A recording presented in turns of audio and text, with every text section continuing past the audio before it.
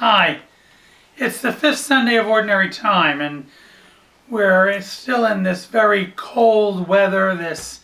We don't know if we're having storms or we're not having storms, but as we listen to the gospel this week, we hear some very interesting things. But first I want to tell you a little story. The few times that I've been in New York City and I've gone to a play or a musical, if the play or the musical has a really big Hollywood name of a person in it, afterwards the throngs of people that stand outside the stage door to get a picture or an autograph from that person is unbelievable. There was one time when I came out of one theater and the two theaters across the street each had big names like Julia Roberts and somebody else, and the whole street was almost shut down with people standing in the street with their phones up, ready to take a picture as they walked out the door to catch the glimpse of this person in real life.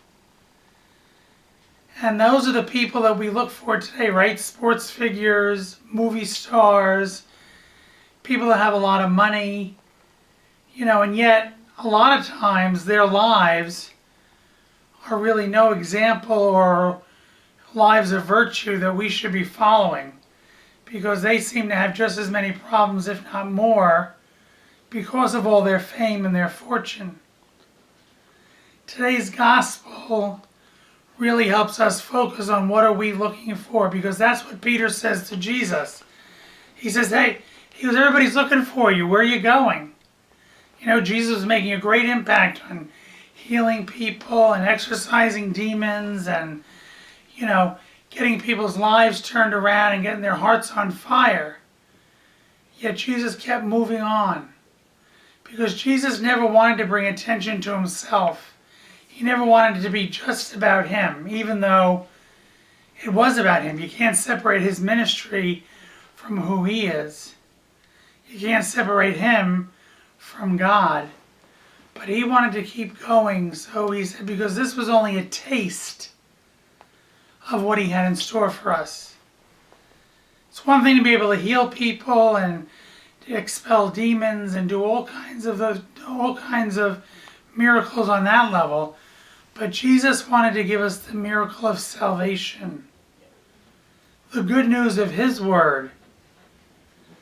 And so that's what we're challenged by. A lot of times when we read this gospel today, we're focused on the fact that Jesus healed Peter's mother-in-law, and she instantly got up and started serving them. And everybody always thinks that's kind of strange or kind of odd. But what I think it is it shows us the gratitude that Peter's mother-in-law had.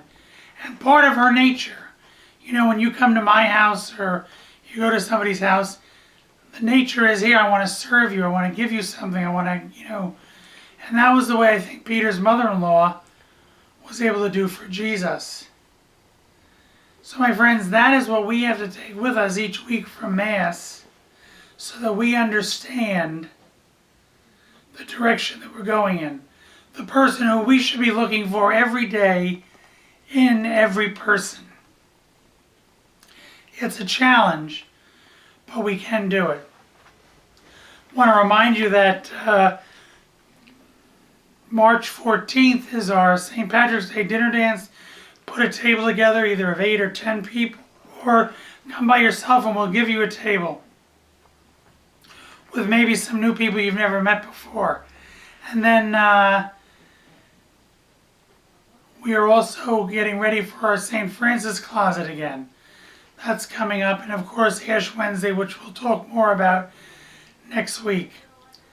So once again, I just ask you to continue to pray for all of us here at Church of the Nativity in Midland Park, New Jersey, a stewardship parish, and be assured of my prayers for you.